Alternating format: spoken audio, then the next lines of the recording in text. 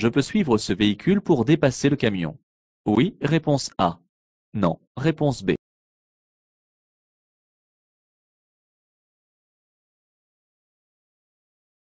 Je dépasse sans prévenir. Oui, réponse A. Non, réponse B.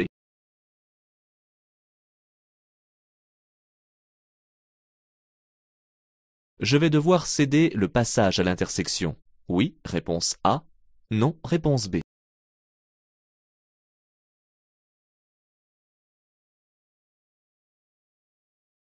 Pour me rendre à la pharmacie, je peux m'arrêter un court instant. Oui, réponse A. Non, réponse B.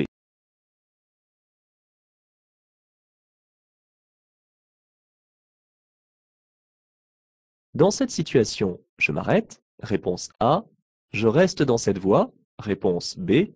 Je me déporte sur la voie de gauche. Réponse C. Je ralentis. Réponse D.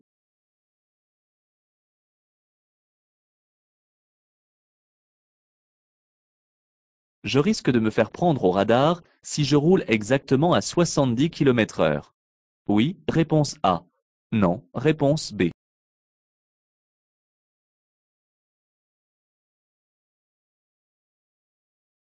Je circule à la même vitesse que les véhicules devant moi.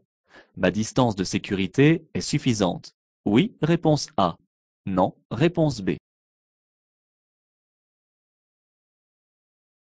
Je suis bien placé pour traverser l'intersection. Oui, réponse A. Non, réponse B.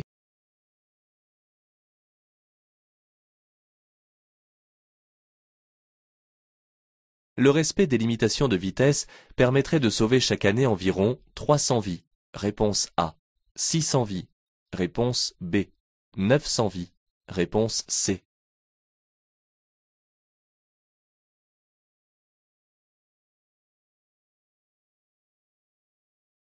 Le panneau de croisement difficile est réglementaire. Oui, réponse A. Non, réponse B. Je cède le passage aux usagers arrivant en face. Oui, réponse C. Non, réponse D.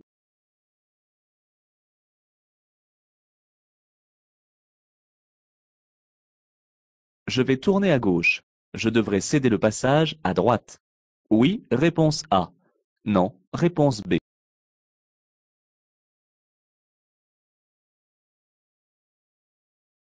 Je cède le passage à la voiture grise. Oui, réponse A. Non, réponse B.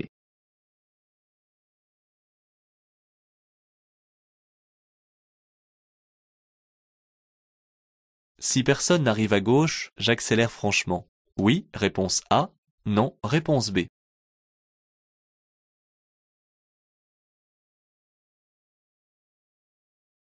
Pour franchir l'intersection, je place le pied droit devant l'accélérateur. Réponse A. Devant le frein. Réponse B. Entre les deux. Réponse C.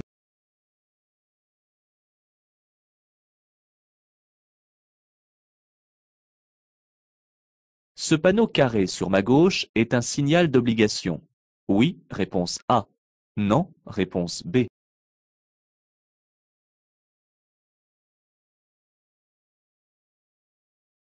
Ce virage est dangereux. Oui, réponse A. Non, réponse B.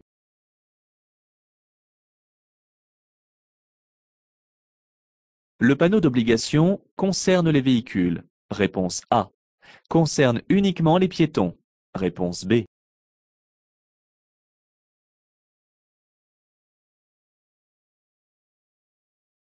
La signalisation m'annonce un passage à niveau, avec barrière ou demi-barrière. Réponse A. À 150 mètres. Réponse B. Sans lignes électrifiées. Réponse C.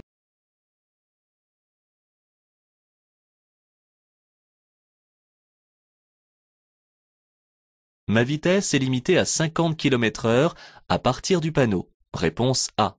Avant le panneau. Réponse B. Après le panneau. Réponse C.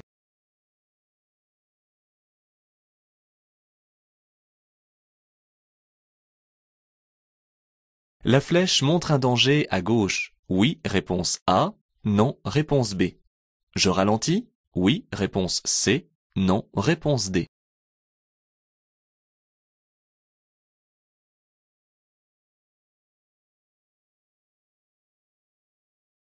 Ce panneau annonce une zone 30. Oui, réponse A. Non, réponse B. Une zone de rencontre. Oui, réponse C. Non, réponse D.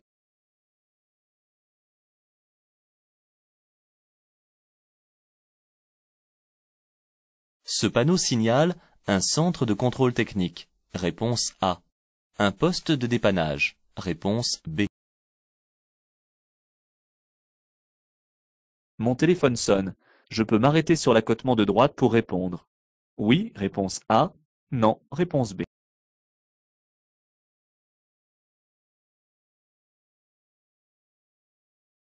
Je peux utiliser cet emplacement à droite si je possède une carte d'handicapé.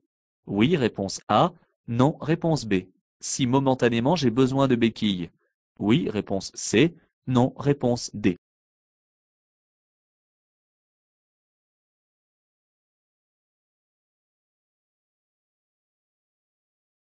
Dans cette petite agglomération rurale, ce véhicule est bien stationné. Oui, réponse A. Non, réponse B.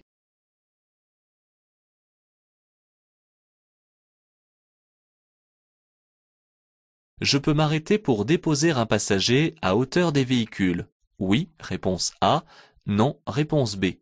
Des feux tricolores. Oui, réponse C. Non, réponse D.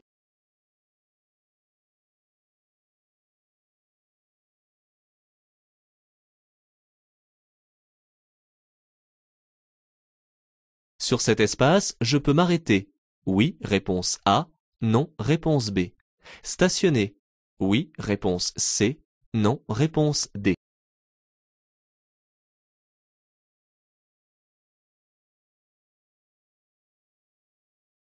Pour faire des économies de carburant, il est préférable de placer les bagages dans le coffre. Réponse A. Sur une galerie fixée sur le toit du véhicule. Réponse B.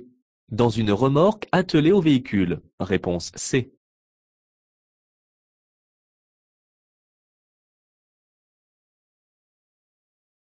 En tant que conducteur novice, je risque une perte de 4 points sur mon permis de conduire si je ne laisse pas passer le piéton. Oui, réponse A. Non, réponse B. Si je ne m'arrête pas au niveau des feux tricolores. Oui, réponse C. Non, réponse D.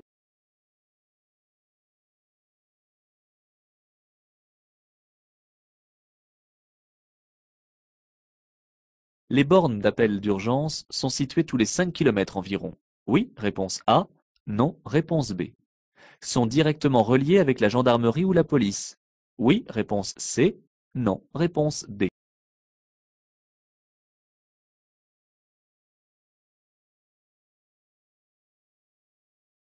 Les pneus thermogomme peuvent éventuellement remplacer les chaînes. Oui, réponse A. Non, réponse B.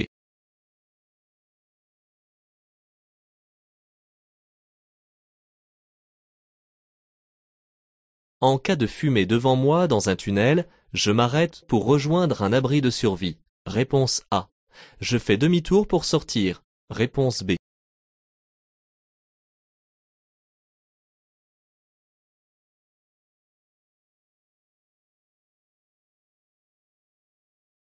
Le gilet de sécurité doit être présent dans l'habitacle et positionné comme tel. Oui, réponse A. Non, réponse B.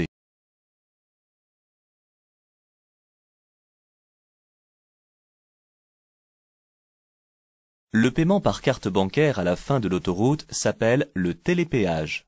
Oui, réponse A. Non, réponse B.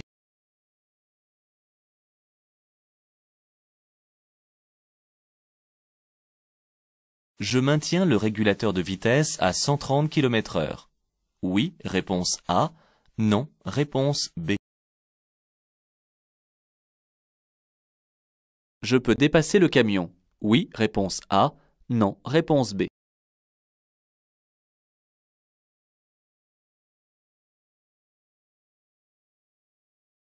Cet usager freine. Je peux dépasser. Oui, réponse A. Non, réponse B.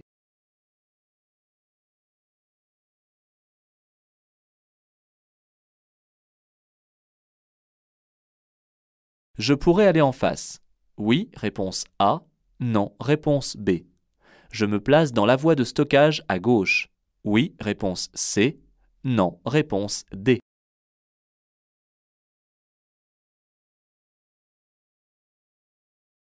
La voie de droite est une voie réservée aux véhicules lents. Réponse A. Une bande d'arrêt d'urgence. Réponse B.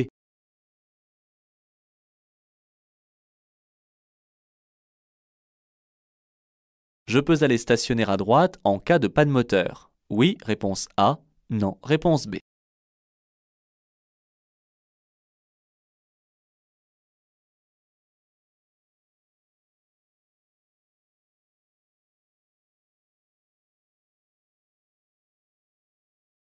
La visibilité est suffisante pour l'usager qui est déjà en train de dépasser le camion, mais pas pour moi. De plus, je ne peux pas estimer exactement le temps qu'il va mettre pour terminer sa manœuvre. Il est donc beaucoup trop délicat de commencer maintenant un dépassement. J'attends que ce véhicule ait terminé avant de penser à dépasser à mon tour.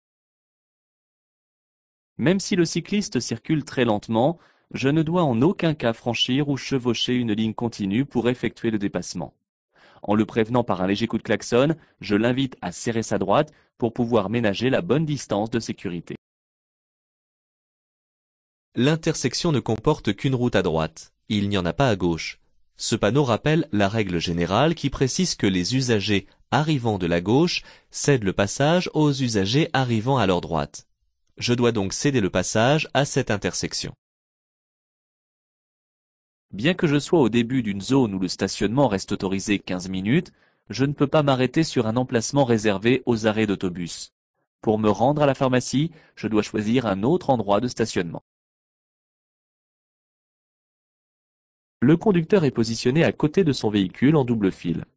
Je ne peux donc pas continuer dans ma voie car il me gêne. Je ne peux pas non plus m'arrêter brusquement car le conducteur qui me suit est trop près de mon véhicule. Je n'ai donc pas d'autre choix que de me déporter dans la voie de gauche. Cependant, je dois ralentir et contrôler mon rétroviseur extérieur gauche ainsi que mon angle mort avant de changer de voie. Les dispositifs des radars automatiques sont réglés pour prendre en compte les excès de vitesse. Je ne peux évidemment pas subir une sanction pour avoir circulé à 70 km/h alors que c'est la vitesse maximum autorisée. Attention, si le réglage laisse une légère marge d'erreur, celle-ci est très fine. Quelle que soit la vitesse à laquelle je circule, je dois laisser une distance de sécurité minimale de 2 secondes. Ces 2 secondes correspondent à 1 seconde pour réagir, plus 1 seconde de coussin d'espace supplémentaire. À 90 km/h, je dois laisser une distance de sécurité de plus de 50 mètres, ce qui n'est pas du tout le cas ici. J'augmente la distance. Des travaux modifient totalement l'aménagement de la chaussée et des balises de délimitation m'obligent à emprunter la voie de gauche. La signalisation temporaire prend le pas sur la signalisation déjà en place. Il est probable que la circulation soit ici alternée. Je suis donc bien placé. Pour 1 km/h de baisse moyenne de la vitesse sur les routes, c'est plus de 200 vies sauvées chaque année. On estime que près de 20% de vies auraient pu être sauvées grâce à un respect absolu de la limitation de vitesse, ce qui correspond à près de 900 vies sauvées. On rencontre parfois des curiosités. Ce panneau est placé à l'envers par des techniciens qui n'avaient peut-être pas le panneau correspondant. J'ai donc tout intérêt à rester très attentif, car en face, il y a probablement le panneau indiquant que je dois pour ma part céder le passage. Je me comporte donc comme si je devais céder le passage. La branche prioritaire du carrefour tourne à droite. Si je vais à gauche, je quitte la route prioritaire. Aussi, je dois céder le passage aux véhicules de droite, car ils circulent comme moi sur l'axe prioritaire. Je passe avant les véhicules en face et avant ceux venant de gauche qui rencontrent un stop ou un céder le passage. Comme la circulation est arrêtée au feu rouge, je dois m'assurer de ne pas m'arrêter sur un passage piéton, ni de bloquer une intersection. Dans le cas présent, si je m'arrêtais derrière le véhicule noir, je boucherais le passage de la voiture grise. Je m'arrête donc avant l'intersection pour lui ouvrir le passage et ainsi ne pas encombrer. Un carrefour giratoire se passe à allure réduite. Il ne faut pas oublier que si personne sur l'anneau n'arrive à gauche, il peut se présenter des usagers entrant à droite. Je ne dois pas forcer le passage ni leur faire peur. Je continue de ralentir et sur l'anneau je reprends une accélération de maintien de vitesse plutôt qu'une franche accélération. Un feu au rouge n'arrête pas physiquement un véhicule. Je dois donc toujours adapter ma vitesse en fonction de la visibilité dans l'intersection. Pour ce faire, je place systématiquement mon pied droit devant la pédale de frein, ce qui raccourcit une éventuelle distance d'arrêt. Ensuite, je dégage l'intersection. Je dois observer la forme et la couleur des panneaux pour analyser rapidement l'information diffusée. Un panneau carré, rectangulaire ou en forme de flèche est un signal d'indication. Il n'interdit rien, n'oblige à rien. Il informe ici qu'il faut serrer à droite pour ne pas être surpris par le terre-plein central. Ces balises de position du virage renforcent la signalisation avancée. Elles annoncent que ce virage est particulièrement dangereux. Je dois donc en tenir compte même si je n'ai pas l'impression que cette courbe est prononcée. Le panneau d'obligation me concerne. Il m'oblige à serrer à droite car la circulation devient plus loin à double sens de circulation. Le panneau de danger m'avertit que je vais rencontrer un passage pour piétons. Il n'y a aucune relation entre les deux panneaux et aucun ne concerne directement le comportement des piétons. Le panneau triangulaire m'annonce que je vais rencontrer un passage à niveau muni de demi-barrière à signal automatique, donc avec deux feux rouges clignotants.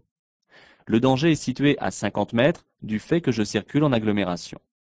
Cette voie ferrée est sans lignes électrifiées, sinon le symbole serait présent sur un panonceau. Je ralentis car les feux peuvent clignoter à tout moment. L'interdiction de circuler à plus de 50 km/h était déjà précédemment implantée car celle-ci est accompagnée par un panonceau de rappel. Cette interdiction s'applique donc avant et après le panneau.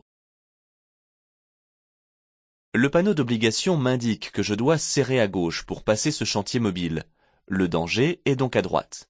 Des hommes sont au travail, j'augmente donc mon attention autour des engins d'entretien et je ralentis afin de prévoir toute éventualité. Ce panneau avertit de la présence de piétons et de cyclistes dans la traversée de l'agglomération. Il ne s'agit pas d'une signalisation de zone 30 ou de zone de rencontre, car celles-ci sont spécifiques. Je dois toutefois observer les mêmes règles de prudence vis-à-vis de ces usagers fragiles en pénétrant dans cet espace urbain. Cet idéogramme symbolisant une clé à molette complète généralement un panneau de direction et indique un garage ou un poste de dépannage. Il n'y a pas de panneau spécifique pour annoncer un centre de contrôle technique. L'accotement de droite est assez large pour que je puisse y effectuer un arrêt, voire même stationner, sans gêner les autres usagers. Je peux donc m'arrêter sur la droite tout en veillant à bien sortir de la route. Le mieux est d'éteindre son téléphone portable dès que le véhicule est en fonctionnement. L'emplacement de droite est réservé aux handicapés. Seules les personnes titulaires d'une carte d'handicapé sont autorisées à utiliser cette place. Pour un handicap passager, comme une entorse nécessitant des béquilles par exemple, je risque une amende de 4e classe, ce qui est nettement plus sévère que pour un simple stationnement gênant. Ce véhicule est stationné sur l'accotement et ne gêne pas la circulation sur la chaussée. Mais je suis dans une agglomération et il n'est pas stationné dans le sens de la marche. L'arrêt n'est autorisé que si je ne bloque pas la circulation des autres usagers. L'arrêt est donc ici considéré comme gênant, donc interdit, que ce soit au niveau des véhicules ou au niveau des feux. Cet espace semble être aménagé pour les clients du restaurant, qui est a priori ouvert au public. Je peux donc m'arrêter ou stationner tout en faisant en sorte de me ranger afin de laisser la place à l'accueil de plusieurs véhicules.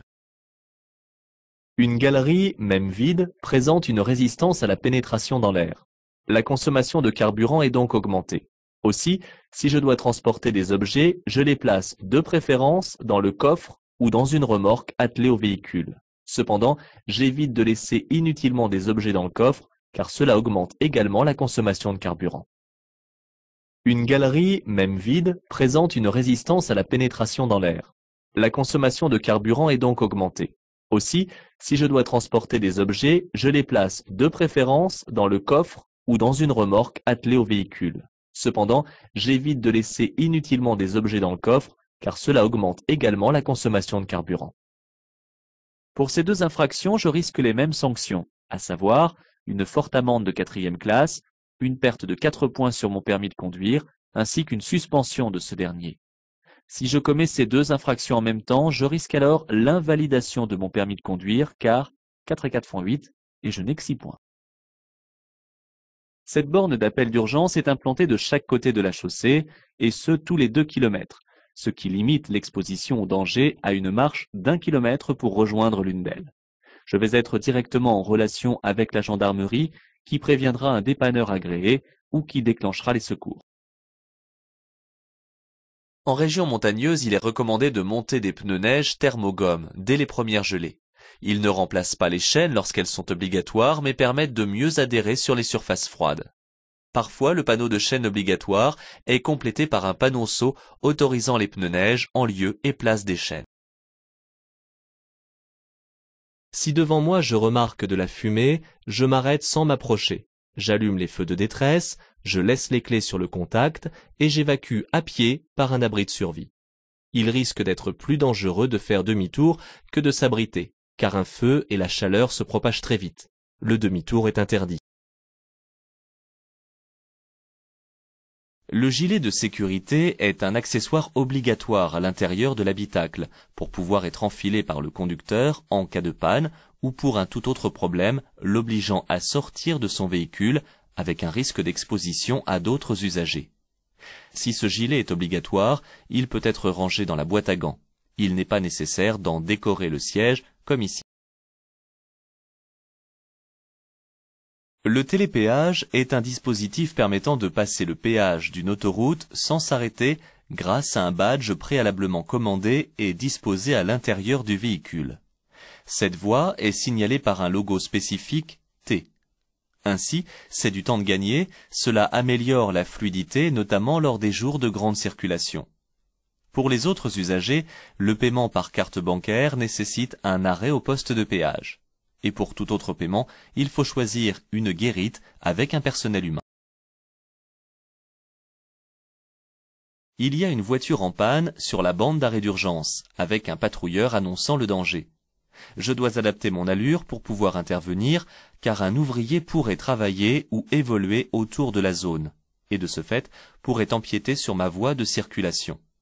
Je ne peux pas conserver dans cette situation le régulateur de vitesse, surtout à une vitesse aussi élevée. La ligne dissuasive ne m'interdit pas de dépasser sur les autoroutes ou les voies rapides. Ici, elle sert à dissuader les conducteurs circulant sur la voie de gauche de prendre cette sortie. Je ne suis pas sur le point d'être dépassé, aussi, après avoir effectué les contrôles de sécurité, rétroviseur et angle mort, je décide de dépasser.